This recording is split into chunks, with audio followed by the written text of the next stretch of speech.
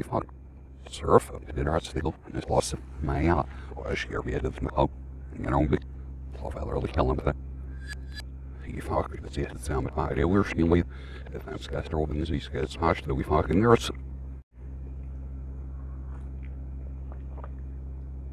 yeah, the Brazilian. It's good. Floral, and like I said yesterday, the one note that popped out at me was chocolate, like hot chocolate. Like if you served me this and just said, here, have some hot chocolate, and I took a sip of it, I'd be like, oh wow, it tastes a little bit like coffee. So it does have a very strong chocolatey vibe to it. I think every man should have a truck or a utility vehicle of some type. When I didn't have a truck, I hated it. Hated it. I have to move furniture for somebody tomorrow. And I don't mind. It's somebody who was moving from a house to an apartment, and then some of the excess furniture needs to be moved, stuff that can't go into the apartment. So the truck is going to be perfect for that. Sofa, chair, a couple large rugs rolled up. Now, obviously, the truck is going to be used and my biceps will be used. If we had to go rent a truck or beg a truck somewhere, it would just, for me, that would be a drag. I love the idea of always having a van or a truck in the family, a utility vehicle, just so convenient. And I don't mind, like some people say, well, wouldn't you rather have a car? It's more comfortable. My opinion about transportation is this: it's just that. Honestly, as far as I've gone in life, and I've gone pretty far, I love having a truck. Just to drive to work, go shopping, wherever. I like having a truck. I've had cars. I've had a lot of nice cars. I've had some nice trucks. Right now I have just your average middle of the road Toyota Tacoma. That is good for anything. A 6-foot bed is good. If I need longer, I keep the tailgate down. But it has served my purposes perfectly. I kind of call it a farm truck. It's a farm truck. And I'll hang on to it as long as I possibly can, or as long as it will allow me to hang on to it. But I like it. Having a truck is not a bad thing. I bought this paperback 40 years ago for 60 cents. 40 years ago. It's Anthem by Ayn Rand. It was written in 1937, originally revised right after the war in 1946. Let me just read a little bit to you here. He lived in the dark ages of the future. When you think of dark ages, don't you usually think of the past, not the future? This is where she gets you. In a loveless world, he dared to love the woman of his choice in an age that had lost all trace of science and civilization. He had the courage to seek after knowledge, but these were not the crimes for which he would be killed. He was marked for death because he had committed the unpardonable sin. He stood forth from the mindless human herd. He was a man alone. Anthem is a beautiful, thought-provoking novel that depicts the horrors which can happen to mankind if current social trends are projected into the future.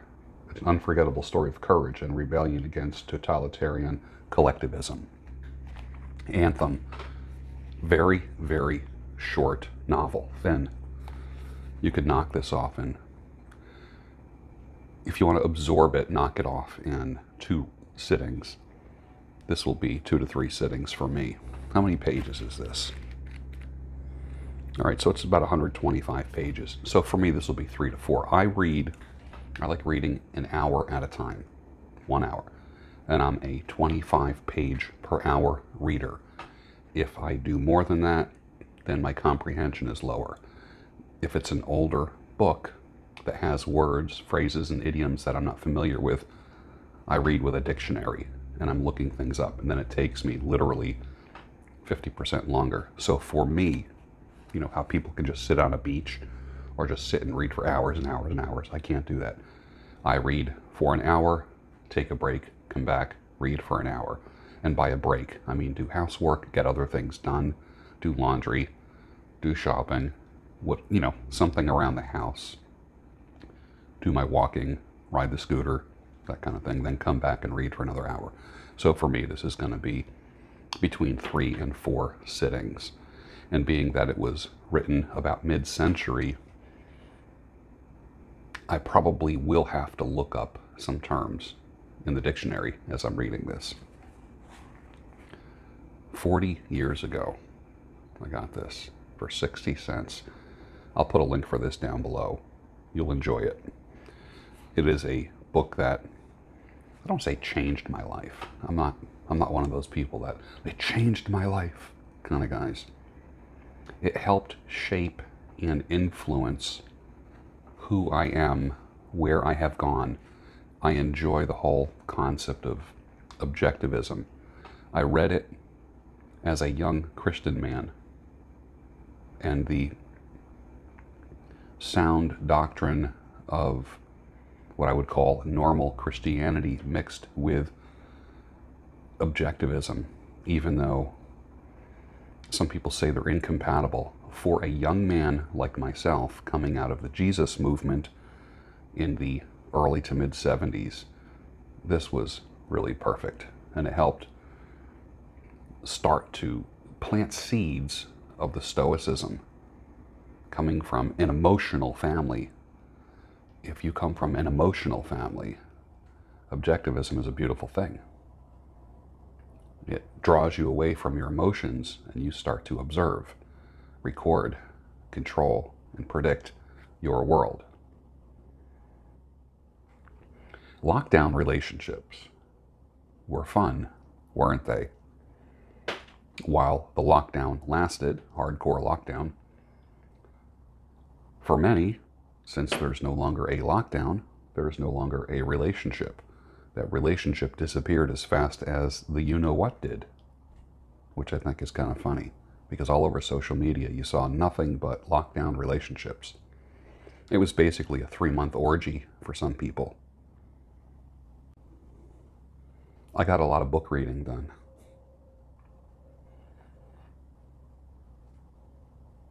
Confirmed by a reliable anonymous source, the most prescribed medication in the villages in Florida is Viagra. The most frequently treated medical issue in the villages in Florida, chlamydia. No thank you to both. 10 True Summers will be there and laughing too. 24 Before My Love, you'll see I'll be there with you. Yes, 1971. If you look up the story behind the song Roundabout by Yes in 1971, it's pretty interesting. And John Anderson reports that he was high during the writing of that song. And of course that was what I would call towards the end of the more psychedelic era, which I did enjoy. Kind of the psychedelic era from 67 to 72, somewhere in there. But my favorite years for music were 68 to 71, those 4 years, 68, 69, 70, 71. Absolute favorite years of music. If you look up the Billboard charts, what was being played from 68 to 70, just look at like top 100, 1968, top 100, 1969. Do that for those 4 years, 68 to 71, and you'll see many, many, many, many of your favorite songs are during those years. Was it drug related? Maybe. Possibly. I don't know. It's kind of funny what happens when the mind is under the influence of various herbs and concoctions. People do get more creative and they see and hear more things than they usually would. But it was kind of funny listening to his description of how he ended up writing the song Roundabout. John Hoover writes me and says, "You remember John Hoover? I did a great conversation with him, I don't know, month and a half, 2 months ago. I've had some good conversations this summer, spring and summer. The people that I've talked to on this channel have been, there's not one weak conversation. Everyone has been completely compelling." John Hoover is the fellow that lives in Texas. He sends me this. "Our country is experiencing a national coin shortage." He sends me this article from KXAN in Austin. My response is one wave of BS after another. See what's clearly happening and just think. Half the country goes along with this. There's a coin shortage. You see the waves of BS that you're getting hit with? One week it's this, next week it's that. They're trying to weaken you, create a mindset, getting you to give up, confusing you. Don't let it happen. Don't let it happen.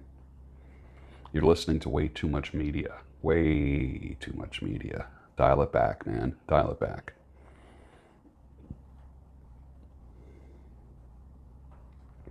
Ten people working together. 2 have really bad grammar. Just really crappy grammar and don't speak well, okay? Out of the 10 people.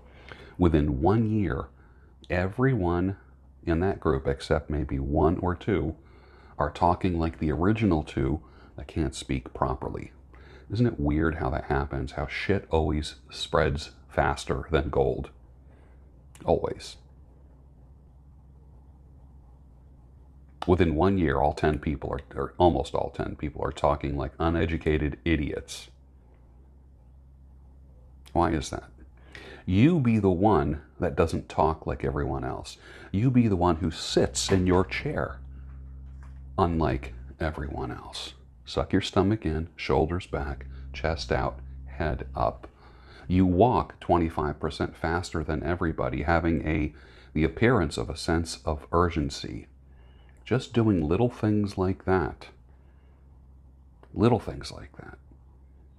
You're going to climb a ladder in your social situation, in your career situation. I used to call myself a news junkie, and then I saw what the news was doing to me. I am now a truth junkie, which means I don't watch the news because there's very little truth in the news. And it feels much better. I feel better. The news does not set you free. The truth is what sets you free. And that freedom manifests itself in your body. How many people do you know are running around now like darn slaves? Running around like they're bound in chains in an orange jumpsuit, the invisible orange jumpsuit. You're prisoners. You've been under house arrest for 3 months. The truth sets you free, not the news. Never forget that. So I had to distance myself from news junkies, both conservative, liberal, Democrat, Republican, whatever label you want to put on them. I can't stand news junkies anymore. Can't stand them. I'm interested in truth junkies. But truth junkies are getting banned from YouTube now, aren't they? I used to say that in medieval times they would pull the tongues out of truth tellers. Now they just ban them on social media. News junkies thrive on panic and outrage porn. Truth junkies take information, synthesize it through the mechanism of sanity, clarity, and reason. And what do you get on the other end of that? Peace.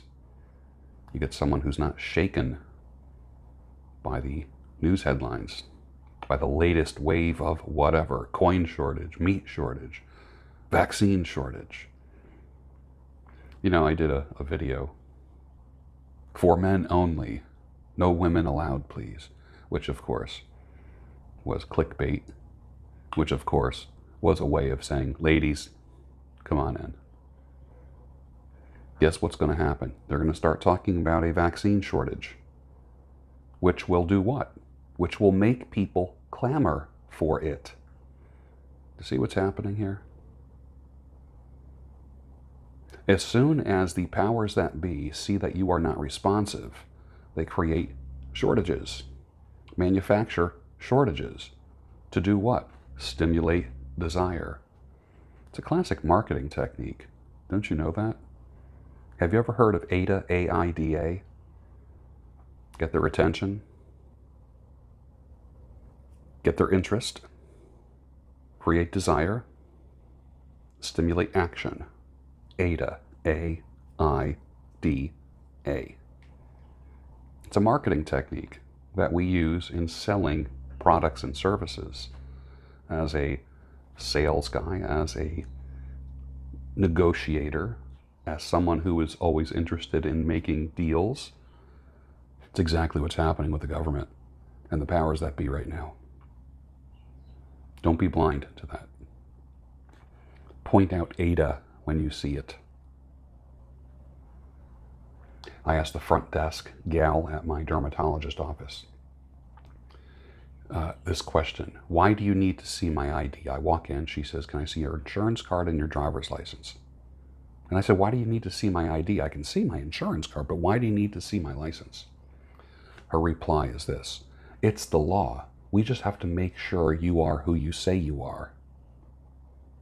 Scratching my head, thinking, getting a little chuckle.